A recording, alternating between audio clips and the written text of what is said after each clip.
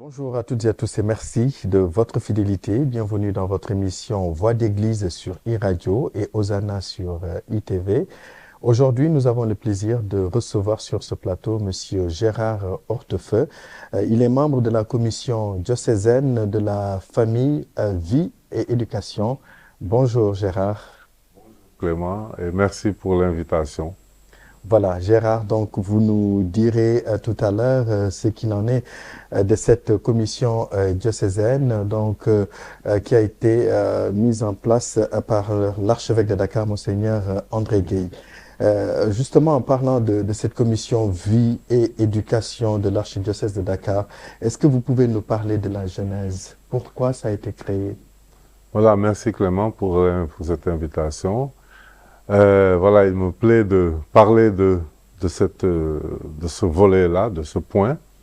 Effectivement, Monseigneur André Gueye dans le travail de la pastorale a mis en place cette commission, qui est un membre pour l'aider à développer une pastorale particulière quand il veut dans un diocèse. Quand un évêque veut développer une pastorale particulière, il met en place une commission et cette commission l'aide dans la réflexion. Et c'est comme ça que cette commission pastorale a été mise au niveau de l'archidiocèse de Dakar pour l'aider à travailler autour des thèmes de la famille, de façon générale, et de façon particulière, d'essayer d'inviter toutes les paroisses à travailler aussi autour de la famille, en créant des comités paroissiaux pour que, à la base, il y ait déjà cet aspect famille qui soit développé. Et comme au niveau de Rome, il existe déjà un dicastère de la famille, donc obligatoirement, au niveau de chaque diocèse, une commission de la sorte devrait être mise en place pour, en tout cas, accompagner l'évêque dans sa mission autour de ce point particulier qui est la famille. Et pourquoi la famille est-elle aujourd'hui au cœur des priorités pastorales de l'Église? Alors, tout le monde sait que tout démarre dans la famille. Aujourd'hui, une famille où il y a des difficultés, c'est la société qui a des difficultés. Une famille où il y a des difficultés, c'est l'Église qui a des difficultés. Et donc, l'importance de former un homme entier, un bon homme pour la société, démarre au niveau de la famille, par l'éducation, par l'entourage, par tout ce que la famille offre à l'enfant comme développement social, développement intellectuel, développement humain. Et donc, avec tout ce que l'on voit aujourd'hui, ces différentes familles qui sont créées aujourd'hui, des familles monoparentales, des familles qu'on invente, il y a vraiment toutes sortes de familles aujourd'hui. Il est bon aujourd'hui de retourner à ce que Dieu voulait.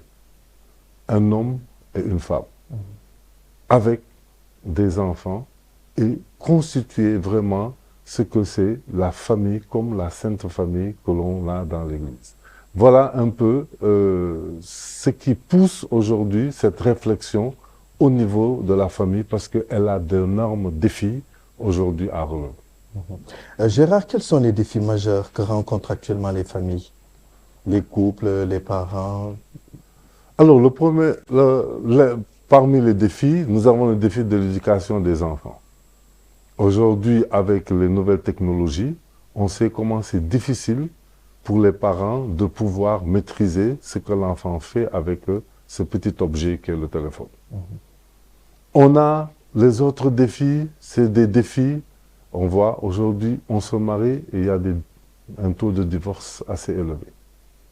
Ça, c'est un défi. Il y a les défis économiques, la perte d'emploi de l'un ou de l'autre conjoint, et ça pose un problème au niveau de la famille. Il y a d'autres défis, c'est comme les familles où, dans le couple, on ne peut pas avoir d'enfants. Ça, c'est un problème. Les familles où, dans le couple, on a des enfants déficients. Ce sont des difficultés. Parce que tout cela, après, le couple doit gérer ces situations-là.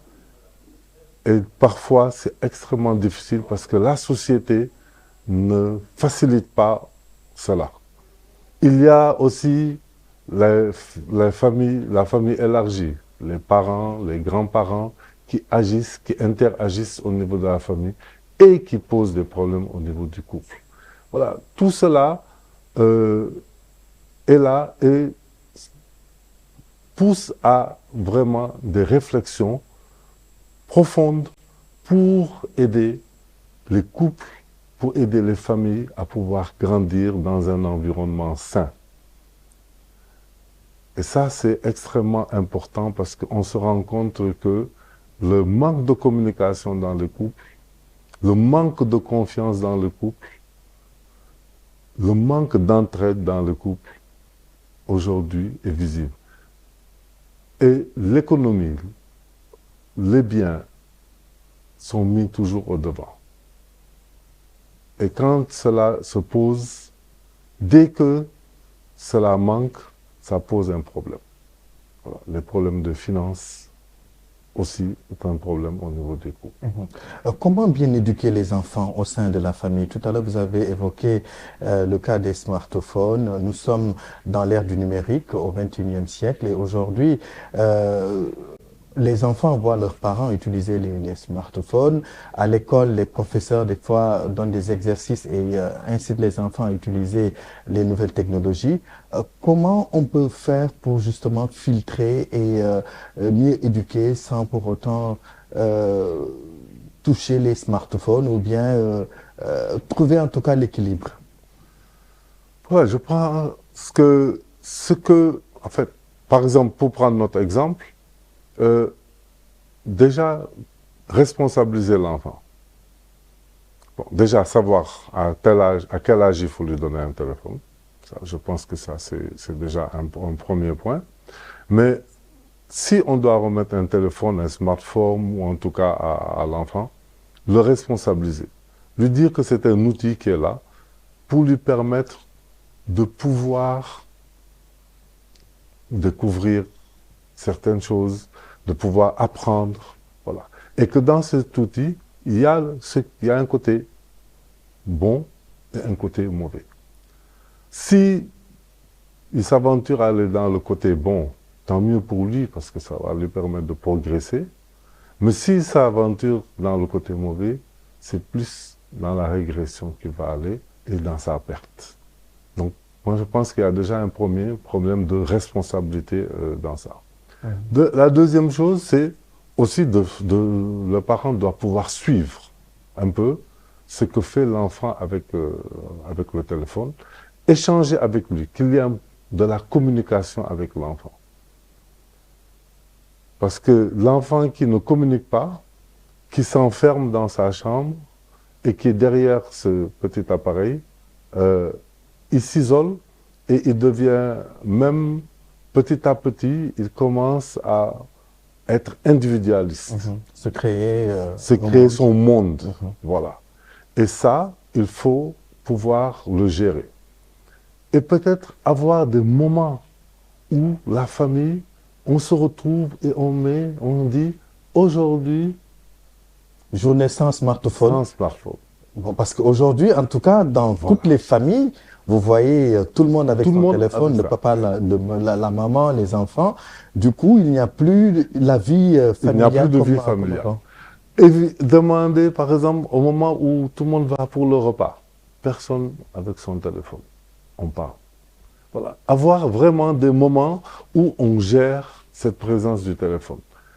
Parce que sinon, effectivement, même à table, même autour du bol, les gens sont avec leur téléphone, et une cuillère pendant qu'ils mangent, ils sont en train de regarder leur téléphone. Je pense que ça, c'est un problème qu'il faut. Voilà. Donc, vraiment, avoir des moments où on peut dire ces journées sans téléphone, communiquer avec l'enfant, lui montrer quel est le bon côté positif et le côté négatif et le responsabiliser. Justement, donc pour trouver une solution à tous ces problèmes que vous venez d'énumérer tout à l'heure, vous avez comme projet la création d'un centre de promotion sociale et pastorale de famille donc à Diamniadio. Comment est née cette idée de construire ce centre? Alors, effectivement, ce centre, l'idée, c'est venu par rapport déjà à ce qu'on a dit, tous les défis de la famille, tout ce que la famille rencontre comme difficulté. On a cité tout à l'heure, on a parlé des divorces, on a parlé des familles, des nouvelles familles qui se constituent. Et on sait qu'aujourd'hui, la famille, c'est le soubassement d'une société qui soit bien organisée, une société qui soit stable. Alors, l'idée de ce centre, c'est de permettre aux couples, aux jeunes, aux familles, créer ou à se créer, de pouvoir avoir un cadre où ils pourront venir se ressourcer, mais venir aussi partager, communiquer, échanger avec des spécialistes, mais aussi avec d'autres couples qui seront là. Et ce centre permettra aussi d'avoir des moments de retrouvailles pour toutes ces familles, pour avoir un cadre qui leur permet de pouvoir, avec les enfants, avoir un cadre idéal pour pouvoir vivre, apprendre ou mieux comprendre quelle est l'importance du mariage, l'importance de la vie de couple, l'importance de la vie familiale.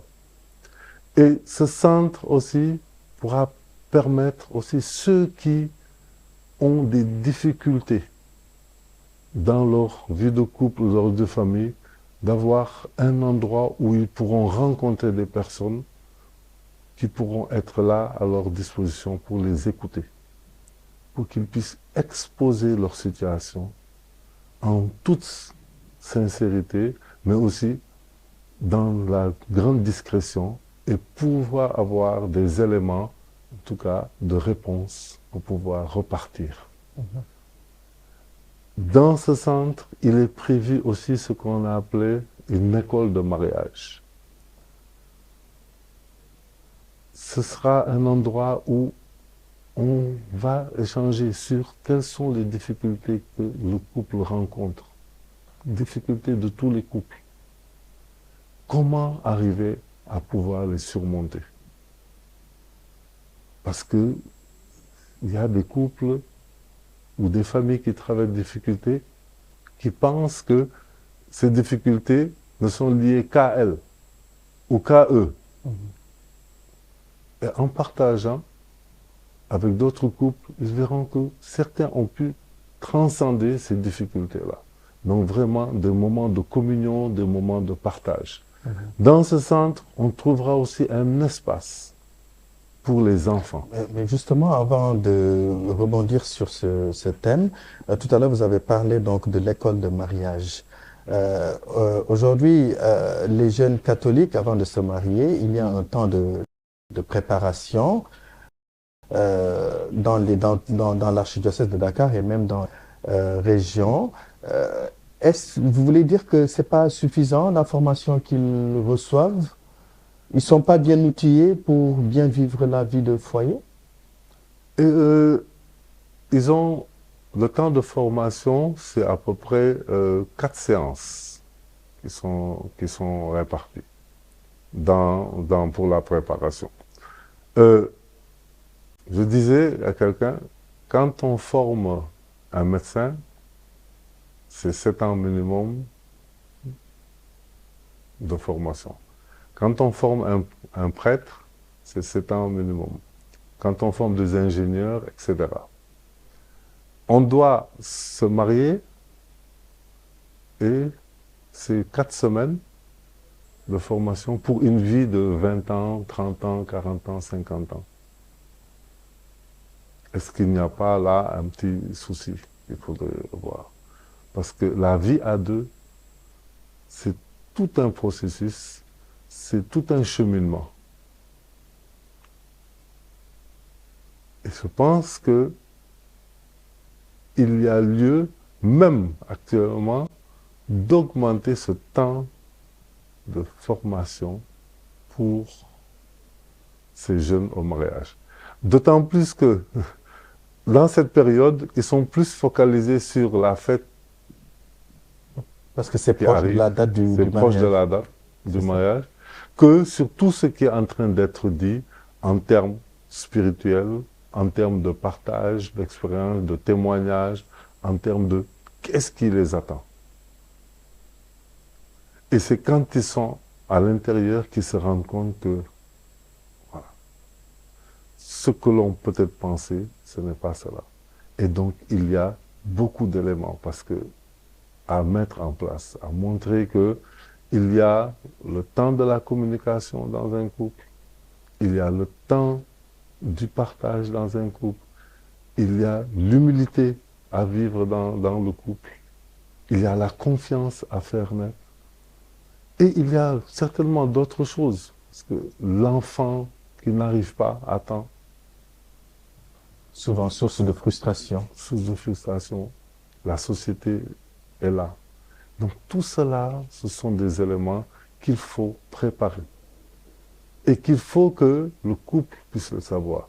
Et donc dans ce centre, tous ces éléments pourront être évoqués, échangés, discutés, pour faire comprendre que voilà comment pourrait se dérouler la vie d'un couple. Voilà les hauts et les bas que l'on peut trouver dans la vie d'un couple de famille. Selon vous, les couples ne sont pas bien préparés et c'est d'ailleurs peut-être ce qui explique le taux de divorce, même si le divorce n'existe pas dans l'Église catholique. Mais en tout cas, je dois dire, il y a beaucoup de séparations. Les couples ne prennent pas le temps de mieux se connaître. Ils se rencontrent quelques mois, ils se marient. Selon vous, qu'est-ce qui doit être, qu'est-ce qui est la cause de tout cela, de ces séparations? Euh, ça peut être, nous sommes dans un groupe de copains, il y en a un qui part, qui se marie, c'est le suivisme. Il faut que je me marie. La pression de la société. La pression de la société. J'arrive à un certain âge, je suis une femme, bon, quel que soit epsilon, il faut que je me marie pour que je puisse me caser. Ce sont des situations qui sont vécues ici au niveau de notre jeunesse. C'est parce que la société dit à un certain âge, il faut que tu sois marié. C'est même la société, ah mais depuis tu n'es pas encore marié. Voilà, cette forme de pression répétitive pousse les gens à se marier, même s'ils ne sont pas préparés. Ça, c'est un problème. L'autre problème, c'est effectivement le temps de se connaître. Il y avait dans l'Église, ou il existe toujours même dans l'Église, le temps de fiançailles, qui aujourd'hui, je pense, pratiquement n'existe plus. Tout à fait. Et c'était un temps qui permettait aux jeunes de mieux se connaître. Déjà les familles, de mieux se connaître, mais entre eux, de mieux se connaître, de savoir qui est qui, et voilà, de cheminer. Cheminer dans la prière, mais cheminer aussi au quotidien, et de connaître le tempérament de chacun. Mais ce temps de fiançailles n'existe plus. Et c'est peut-être quelque chose qu'il faut que l'on ramène, ou en tout cas que l'on puisse exiger aux jeunes qui font le chemin vers le mariage d'avoir ce temps de fiançailles pour mieux se connaître. Y a-t-il un temps bien déterminé? Combien de mois à peu près? Alors, le temps de fiançailles dans l'église, c'est 6 mois.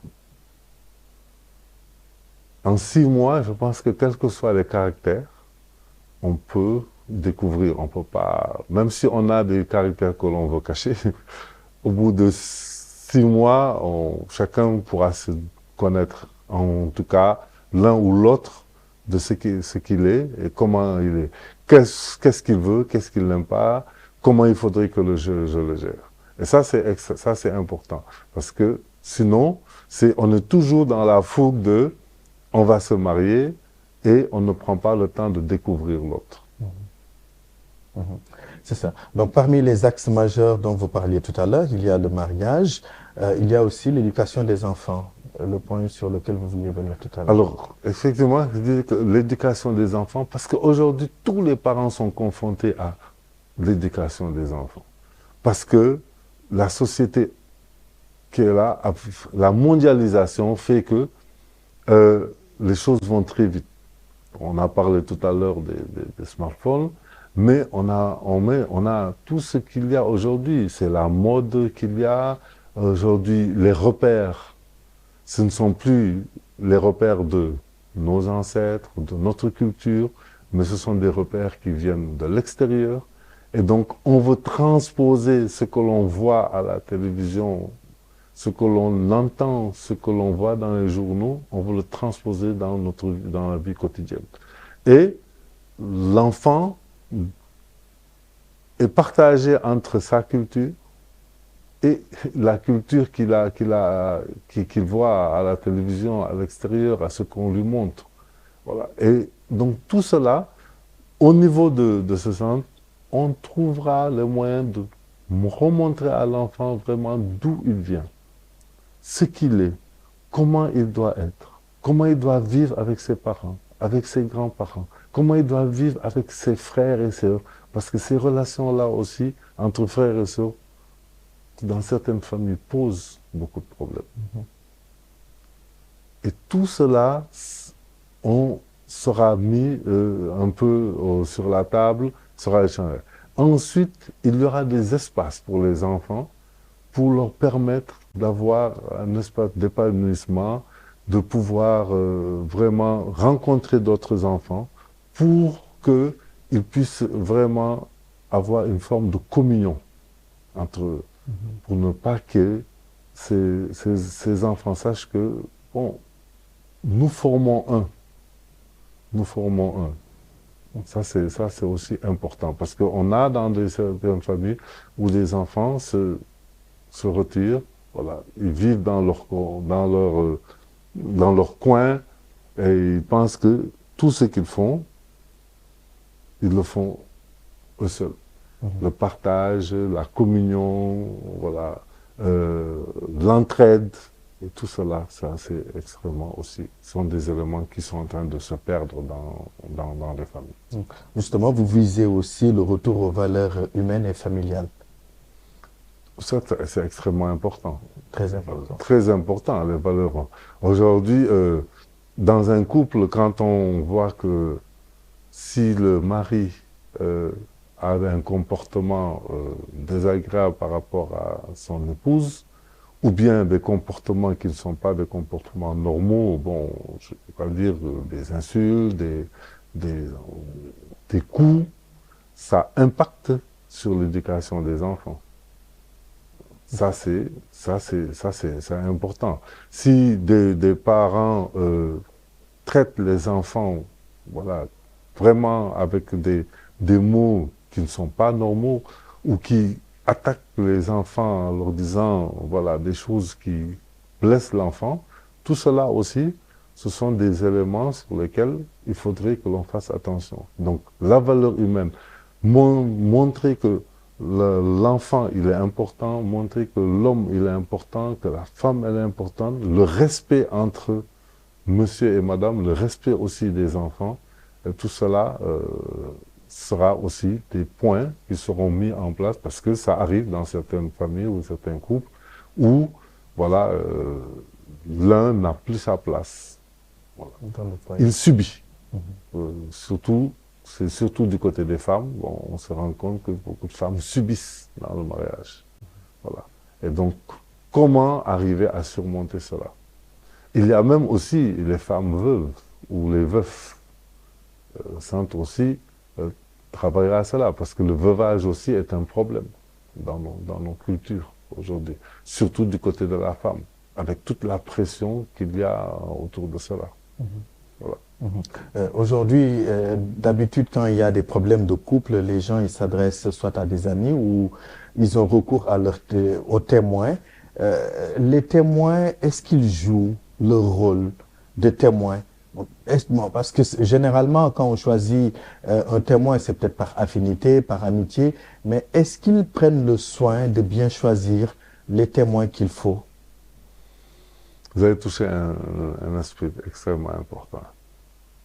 Le témoin, normalement, dans le choix du couple, c'est quelqu'un qui est déjà un exemple et ensuite qui devrait accompagner le couple dans sa démarche, dans son évolution. Malheureusement, je m'excuse de le dire, mais souvent nous choisissons des témoins parce que la poche est bien lourde. Et après le mariage, le témoin, on ne le voit plus. Et le centre va corriger cela en mettant en place ce qui s'appelle un cabinet d'écoute. Ce sera un endroit où le couple, ou l'un des conjoints, ou même les enfants, pourront venir poser ce qu'ils vivent comme situation et avoir avec eux ou devant eux des personnes formées, averties, pour pouvoir les écouter. Parce que l'écoute, c'est un art, ça demande des dispositions pour laisser une personne s'extérioriser. Et donc, il y aura toute une formation qui sera faite des personnes qui seront là pour écouter. Et à côté, il y aura des spécialistes de la famille pour essayer d'aider ces couples ou ces conjoints ou conjointes ou enfants à apporter des solutions aux situations ou aux problèmes qu'ils auront posés.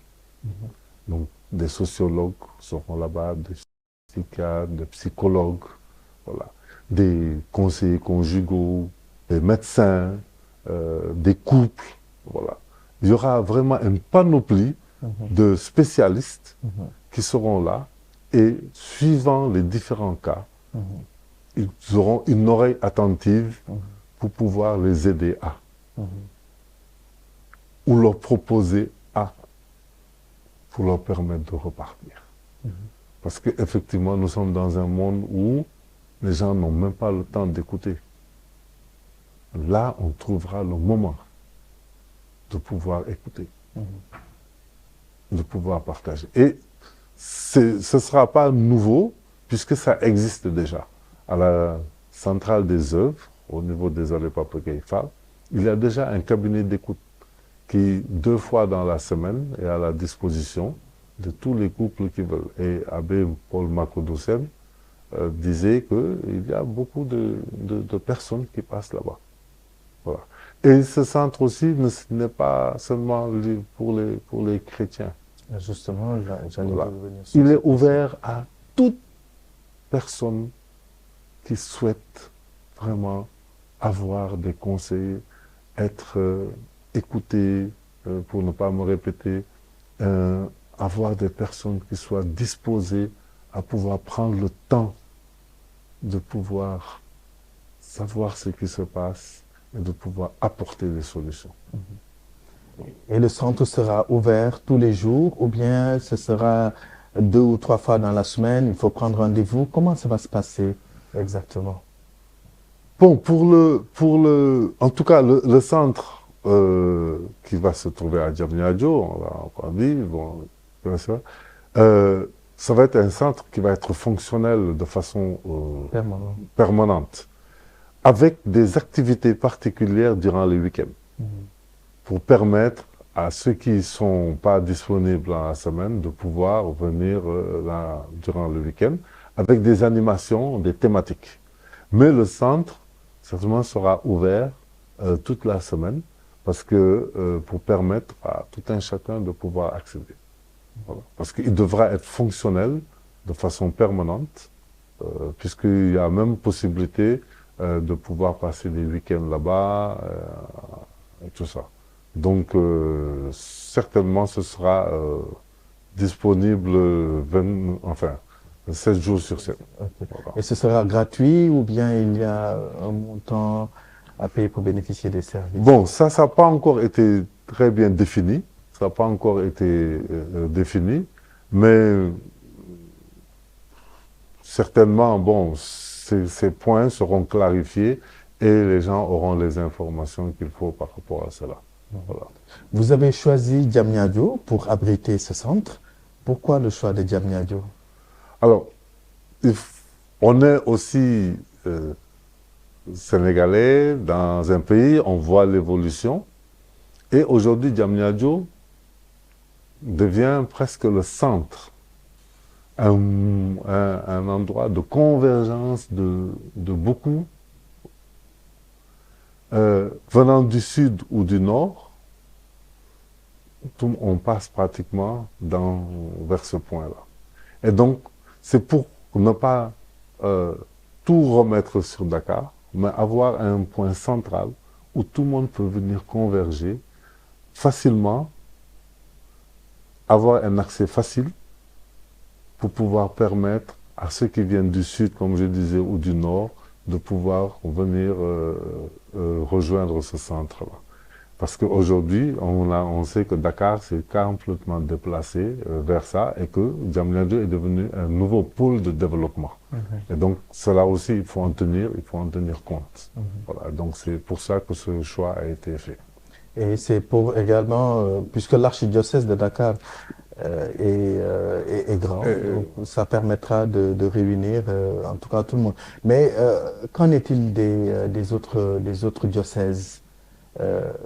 Est-ce que c'est ouvert? Est-ce qu'ils peuvent quitter, par exemple, le diocèse de Saint-Louis et venir à Dakar pour pouvoir bénéficier justement des services de ce centre? Ah oui, les couples peuvent venir, hein, les familles peuvent venir. Si ça n'existe pas dans ces diocèses-là, tout à fait, ils peuvent venir à ce centre pour pouvoir bénéficier de tous les services qui seront offerts là-bas. Voilà. Bon, maintenant, jusqu'au moment où le diocèse X, parce que ce qu'il faut savoir, c'est que chaque diocèse est indépendant. Donc, chaque diocèse a sa pastorale, a ses orientations, voilà. Donc, s'organise en conséquence. Donc, si effectivement dans ces diocèses il n'y a rien, ils viendront bénéficier du centre qui est à Diamniadio jusqu'au moment où, dans ce diocèse, l'évêque décide de pouvoir lui aussi faire la même chose. Et donc, les fidèles qui seront là-bas pourront bénéficier de ce qui se fait dans ce diocèse. Mais pour le moment, c'est ouvert à tout le monde, tous les chrétiens du Sénégal, mais aussi toute personne qui serait intéressée sur les aspects de famille à pouvoir venir au niveau de ce centre-là, qui sera érigé. D'accord. Alors, pour le moment, vous en êtes donc à la phase de projet, c'est bien cela? C'est ça. Est-ce que le terrain est déjà disponible? Est-ce que les moyens pour démarrer les travaux sont déjà là? Où est-ce que vous en êtes? Et quand est-ce que vous pensez que ça va démarrer concrètement? Alors, le terrain, il est déjà disponible. Le projet en tant que tel, c'est-à-dire la conception et tout, avec tous les services qui doivent être faits, est déjà ficelé entièrement. Et il y a même, semble-t-il, une estimation du coût qui est déjà avancée. Et l'intention de Monseigneur André Gueye, c'est que si on démarre les travaux, que d'ici un an et demi, que le centre puisse être fonctionnel. Voilà. Il ne veut pas que ça traîne de manière indéfinie. Il faut dire que dans les un an et demi, que ce centre soit fonctionnel. Puisque le terrain existe, le projet est déjà ficelé, le montant à peu près, il est connu, et même, je pense qu'ils vont lancer l'appel d'offres pour pouvoir faire pour la construction. Et justement, pour réaliser un tel centre, ça nécessite énormément de moyens. Côté financement, comment l'Église va s'y prendre? Est-ce que c'est l'Église qui va financer? Est-ce que ce sont les fidèles qui vont financer? Est-ce que ce sont des bailleurs? Comment ça va se passer côté financement? Alors, côté financement, déjà, on part de nos propres moyens. Bon, le Seigneur veut qu'on l'on parte déjà de nos propres moyens et que la commission diocésaine nationale diocésaine de la famille réfléchisse à un montage financier. Et c'est comme ça que la commission diocésaine a mis en place une structure de recherche de fonds. Et cette structure de recherche de fonds a élaboré un certain nombre d'activités. Et la première activité qu'elle a proposée, c'est l'organisation d'un concert.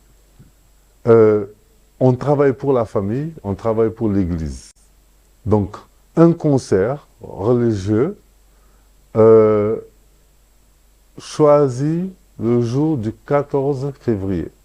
On sait que le 14 février, on parle de la fête de l'amour. De la fête de l'amour. Donc, coïncidence avec la famille. On parle de la famille. Donc, c'est un choix qui n'est pas délibéré, c'est vraiment pour faire un lancement vraiment de toutes les recherches de fonds que l'on fera après. Donc, ce sera un concert qui va être organisé. Il y a eu une autre aussi levée de fonds que Monseigneur a autorisée. C'était une quête impérée le dimanche de la Sainte Famille. De toutes les paroisses, il y a eu une quête pour le projet. Donc ça a été une première levée de fonds. Le concert va être une seconde levée de fonds. Il y a eu aussi des bienfaiteurs qui ont, après avoir lu et vu l'intérêt de ce projet, ont spontanément apporté leur contribution. Et présentement, la commission finance est en train de voir un certain nombre de partenaires qui peuvent aussi aider au financement de ce projet. Justement, Monseigneur André Gueye a lancé même un message à l'endroit des auditeurs, des téléspectateurs. Nous allons tout de suite suivre l'élément de Monseigneur André Gueye, archevêque de Dakar, donc qui fait appel à tous les fidèles et à toutes les personnes de bonne volonté justement pour soutenir ce centre et également venir participer à ce concert. Certainement, nous y reviendrons tout à l'heure juste après cet élément.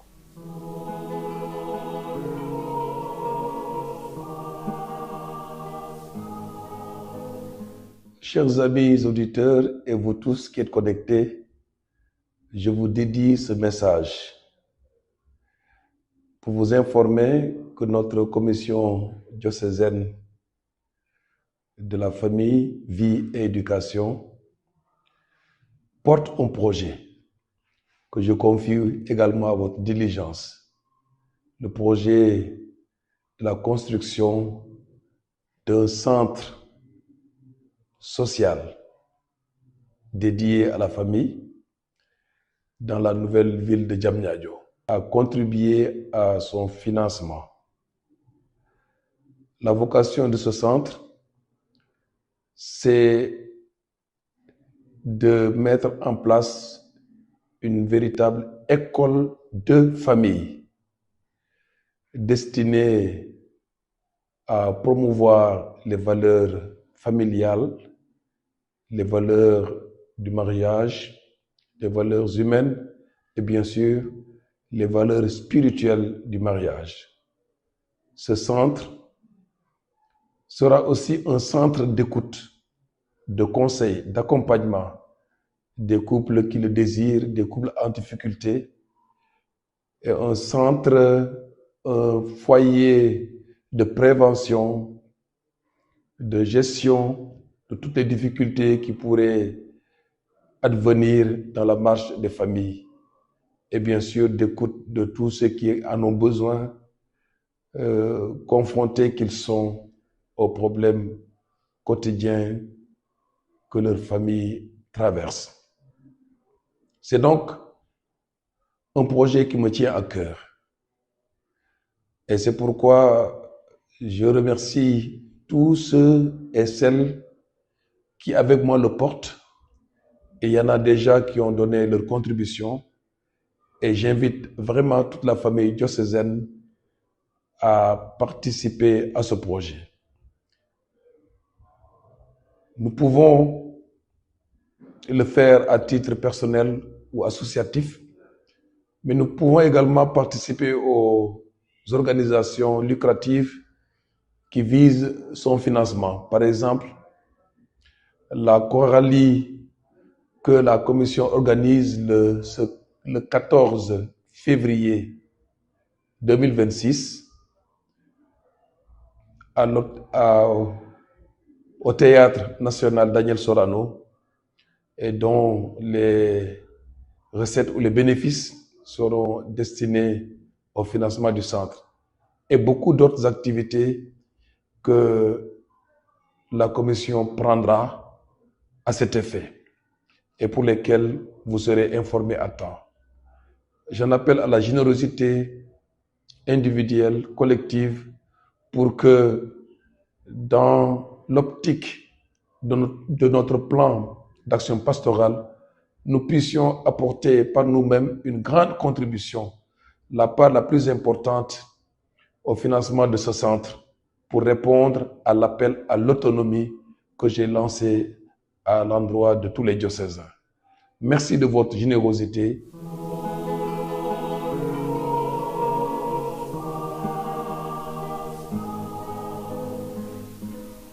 Voilà, Gérard, nous venons de voir donc l'appel de l'archevêque de Dakar, Monseigneur André Gueye, qui s'adresse donc à tout le monde pour justement soutenir ce projet.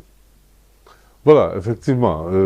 Et c'est bien que le pasteur, le premier pasteur, puisse accompagner et appeler tous les fidèles chrétiens, d'abord, à pouvoir répondre à ce projet de construction. Vraiment, Monseigneur en veut par rapport à ce projet. Vraiment, il veut que ça puisse se réaliser, comme je disais tout à l'heure, dans les plus brefs délais, pour vraiment répondre à toutes les situations que traversent les familles. Et donc, c'est vraiment très bien qu'il soit monté, je dirais, au créneau, en tout cas qu'il se soit mis au devant pour soutenir la commission diocésaine dans ce travail-là. Voilà. Donc, ce sera le 14 février au Théâtre national Daniel Sorano. Comment va se matérialiser ce concert? Qui sera là comme artiste invité? Qu'est-ce qu'il y aura? Voilà, alors déjà c'est un concert qui ne va pas se dérouler dans la soirée, il va se terminer dans l'après-midi, de 16h à 21h. Et on aura divers chantres, des chantres qui seront là, et qui eux aussi spontanément sont venus apporter leur contribution, en disant qu'ils viennent pour soutenir le projet. Voilà. Et donc il y aura une panoplie de chantres, de groupes qui seront de chœurs, de groupes, des chœurs qui seront là et qui vont faire des différentes prestations au niveau de Sorano. Voilà. Donc pour vraiment joindre l'utile à l'agréable avec ces chants-là et avoir aussi un moment que les couples, les familles pourront passer voilà, en compagnie de tout cela. Voilà, donc c'est ça qui est prévu. Voilà. Et pour ceux qui veulent se procurer des billets, est-ce qu'ils sont déjà disponibles? Où les trouver? Est-ce que c'est dans toutes les paroisses ou bien il faut aller dans un endroit bien précis pour pouvoir justement avoir ces tickets? Donc les tickets sont ventilés dans tous les comités paroissiaux. Tout à l'heure, au début, je parlais des comités paroissiaux. Dans tous les comités paroissiaux qui se trouvent au niveau des paroisses, voilà, elles sont là-bas.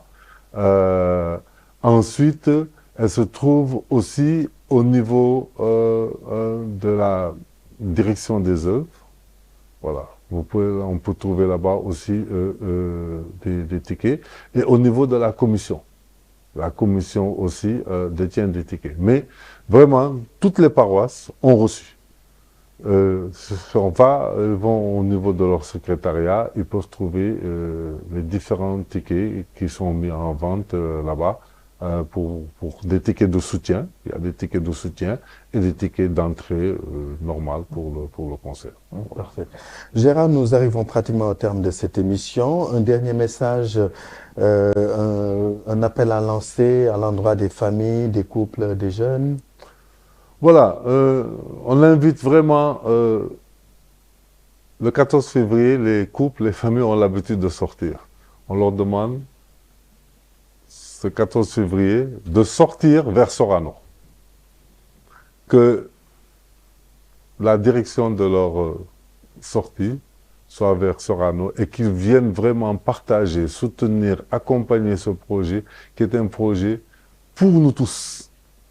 Un projet pour sauver la famille qui traverse des difficultés, pour sauver aussi notre société. Parce qu'une famille qui va bien, c'est la société qui va bien, on le disait, une famille qui va mal, c'est la société qui va mal. Donc vraiment, nous invitons tout le monde à venir à Sorano. On sait que Sorano a effectivement un nombre de places limité, mais venons, on trouvera toujours de la place pour pouvoir être présent et pouvoir accompagner ce projet.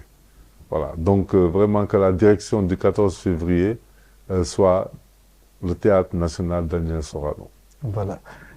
Gérard, donc je rappelle aussi que vous êtes membre des équipes Notre-Dame, donc qui est un groupe d'accompagnement également des couples, hein. Donc vous êtes bien placé en tout cas pour être membre de cette commission. Pour ceux qui veulent rejoindre les équipes Notre-Dame également, comment ils doivent faire?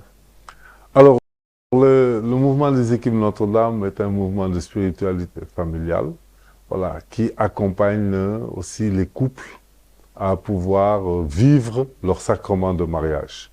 Voilà, avec ce qu'on appelle chez nous des points concrets d'effort. Pour rejoindre le mouvement des équipes, vous pouvez aller dans les paroisses,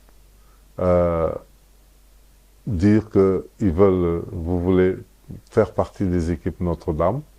Ils vous donneront les contacts des personnes qui sont responsables.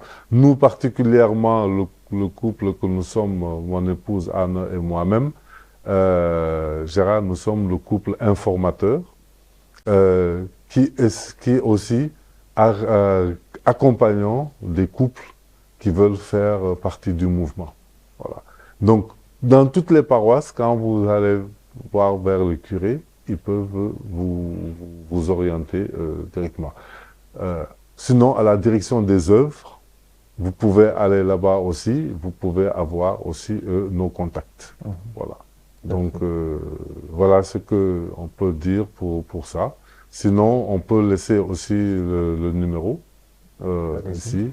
Voilà. Donc, si certains sont intéressés, je vous donne mon numéro, c'est le 77 651 53 56.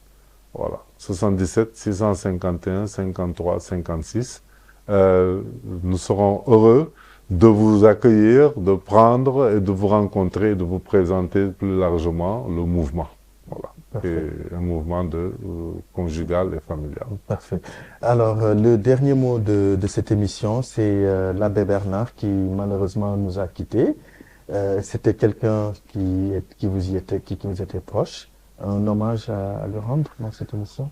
Oui, alors vraiment merci Clément de donner l'occasion de parler de Abbé Bernard qui a travaillé pendant des années et des années dans la pastorale de la santé, et dont j'étais un collaborateur très proche depuis près de 10 ans.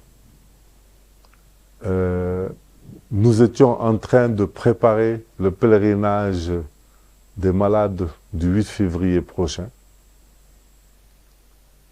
Et voilà que le Seigneur l'a rappelé.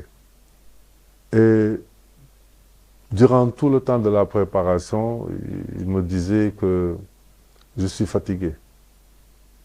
Parce qu'il était déjà il était malade. Il me dit, mais on va tout faire pour que ce pèlerinage puisse se faire. Et je prie le Seigneur pour que je puisse être là. Malheureusement, voilà, il est parti. Donc, le remercier pour tout ce qu'il a fait pour ce pèlerinage. Il s'est donné corps et âme pour ces personnes qui sont des personnes parfois délaissées de la société, qui sont en marge de la société, parce que, voilà, elles sont malades, parce qu'elles sont à mobilité réduite, parce qu'elles sont du 3e âge, voilà. Donc, c'est toutes ces personnes souffrantes qu'il a accompagnées, et ce pèlerinage, pour lui, était un moment de pouvoir redonner vie, redonner vraiment une place à ces personnes, comme je disais, qui sont marginalisées. Donc, le remercier pour tout ce qu'il a fait. Parce qu'il s'est corps et âme, malgré sa maladie, il a travaillé jusqu'au dernier moment. Jusqu'au dernier moment, il a travaillé. Et là, il avait même choisi la paroisse phare de cette année, qui est la paroisse Saint-François-Xavier de Fadjout, comme paroisse qui organise la messe solennelle du 8 février. Voilà.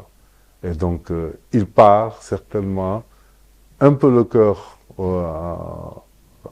en peine, mais content de tout ce qu'il a apporté au niveau de cette pastorale-là. Parfait. Merci beaucoup. Je rappelle que nous étions avec Monsieur Gérard Hortefeux. Il est membre de la commission diocésaine de la famille, vie et éducation dans cette émission Voix d'église sur e-radio et Hosanna sur ITV. Merci. Bonjour, chers téléspectateurs de la cloche. Je m'appelle Gérard Hortefeux. Je suis membre de la commission d'organisation du pèlerinage des malades. Le pèlerinage des malades est un pèlerinage qui a été créé par le feu pape Jean-Paul II. Ce pèlerinage est dédié aux malades, mais aussi aux personnes âgées, aux personnes du 3e âge, aux personnes à mobilité réduite et toute personne qui sent que ce pèlerinage peut lui être dédié. Cette édition de cette année, nous sommes sur le plan mondial à la 34e édition et sur le plan local à la 46e édition. Vous allez vous poser la question du pourquoi. Tout simplement parce que le diocèse de Thiès et celui de Dakar avaient déjà anticipé pour ce pèlerinage, pour penser à ces personnes qui sont souvent oubliées ou délaissées. Et donc, ces deux diocèses avaient organisé, par le biais de l'hôpital Saint-Jean-de-Dieu, ce pèlerinage. Et ensuite, sur le plan mondial, le pape Jean-Paul II a retenu la date du 11 février comme étant la date pour organiser ce pèlerinage, en la fête de Notre-Dame des Douleurs. Donc, vous voyez que c'est sur le plan mondial, ils sont venus nous retrouver au niveau du Sénégal. Chaque année, ce pèlerinage a un thème. Et cette année, le thème que le pape Léon XIV a proposé est le thème sur la parabole du bon Samaritain. Le thème s'intitule ainsi « La compassion du Samaritain, aimer en portant la souffrance des autres ». Sur le plan mondial, ce pèlerinage va se dérouler au Pérou. Au Sénégal, elle se tient comme chaque année au niveau du sanctuaire marial de Popenguine. Et Le comité interdiocésain qui l'organise, comme je le disais tout à l'heure, c'est le diocèse de Thiès et le diocèse de Dakar. Et alternativement, chaque année, il y a un diocèse qui anime le jour de la messe solennelle et l'autre diocèse s'occupe de la veillée. Pour cette édition, c'est le diocèse de Dakar qui a l'honneur d'organiser la messe solennelle, qui cette année sera présidée par son Excellence Monseigneur Augustin Simel Ndiaye, évêque de Saint-Louis. Et comme nous le faisons aussi depuis quelques années, nous avons retenu une paroisse phare. Cette année, la paroisse phare se trouve dans le diocèse de Popenguine, en la paroisse de Saint-François Xavier de Fadiout. Et c'est une proposition qui a été faite depuis, je disais, quelques années, parce que nous avons voulu que ce pèlerinage soit un pèlerinage dédié, mais aussi organisé par les personnes pour qui elle est, les personnes souffrantes, les personnes à mobilité réduite et toute personne qui se sent dans cette frange de la population. Donc, comme je disais, donc, la paroisse Saint-François Xavier est donc à l'honneur et organise tout le pèlerinage depuis l'arrivée le matin. Ensuite, la messe solennelle et dans l'après-midi, il y aura une activité aussi autour de l'adoration du Saint-Sacre. Voilà ce que je voulais dire par rapport à ce pèlerinage. Ce pèlerinage, tous les diocèses, toutes les paroisses de Dakar y participent par le biais de leur comité paroissial pour les malades et par le biais aussi des ministres extraordinaires de la communion. C'est ainsi aussi qu'au niveau de Thiès, ils s'organisent de la même manière. L'autre information que je voudrais peut-être rajouter et qui est particulière cette année, c'est que le coordonnateur de ce pèlerinage, en la personne de l'abbé Bernard Diogoy Diouf, qui depuis plus d'une dizaine d'années coordonne ce pèlerinage, a été rappelé à Dieu il y a quelques jours, le 11 janvier passé. Et ce pèlerinage était une passion pour lui.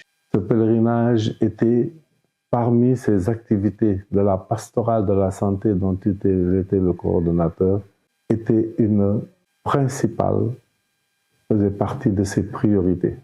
Et jusqu'au dernier moment, il a travaillé à l'organisation de ce pèlerinage. Par le biais de courriers qu'il a envoyés à tous les donateurs et bienfaiteurs, mais par aussi le souci de vouloir avoir le thème pour le partager et en faire une note qu'il a envoyée à tous les curés et administrateurs de paroisse. Mais par le souci aussi de l'organisation. C'est lui-même qui a travaillé à la recherche de cette paroisse phare et a travaillé aussi même avec le curé de cette paroisse en la personne de l'abbé René Mbagnick, mais qui a eu aussi à échanger avec Monseigneur Augustin pour l'organisation de cette messe.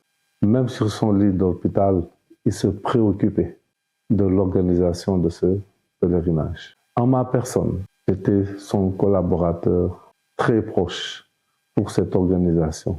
Avec sa maladie qui l'empêchait de se déplacer, j'assurais pour lui toute l'administration, la trésorerie, les contacts, les rappels, le suivi. Et les rares fois où il pouvait se déplacer, j'assurais aussi son déplacement. Abbé Bernard a travaillé longuement aux côtés des malades, aumônier de l'hôpital principal. Il ne manquait pas de faire la visite des malades dans les différentes cliniques qui se trouvaient aussi au niveau de cet hôpital. Abbé Bernard, ce thème que le pape Léon XIV propose correspond à ce qu'il a vécu depuis tant d'années aux côtés de ces personnes.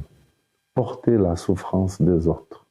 Oui, il a vécu cette souffrance dans son corps et dans sa chair, avec tout ce qu'il a traversé comme différentes maladies.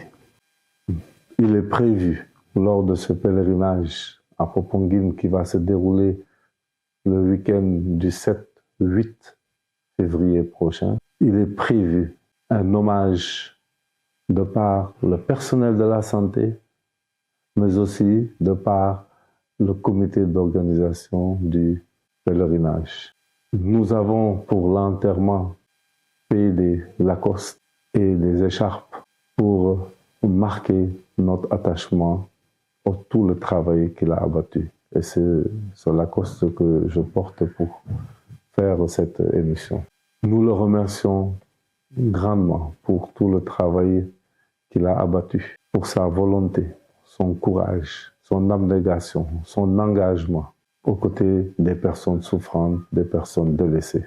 Pour revenir au pèlerinage, durant la célébration, nous aurons les malades ou les pèlerins qui seront là auront la possibilité de recevoir le sacrement de malade. Nous invitons vraiment tout un chacun à se préparer spirituellement, physiquement, moralement pour participer à cette édition. Déjà en paroisse, il est souhaité que les prêtres organisent les déplacements de ces personnes. Ensuite, les préparent spirituellement par le sacrement de réconciliation et aussi organisent l'accompagnement des malades avec le personnel de santé qui est sur le territoire de chaque paroisse. Une note d'information avait été envoyée par l'abbé Bernard, malgré qu'il était sur son lit d'hôpital, pour rappeler aux prêtres le rôle qu'ils doivent jouer pour la préparation de ces pèlerins qui vont venir vers Popenguine. Voilà le message que je voulais passer pour cette édition et inviter vraiment à une participation massive des pèlerins à cette édition, qui est une édition tout à fait particulière parce que nous allons, mémoire, présence de Abbé Bernard va planer durant tout ce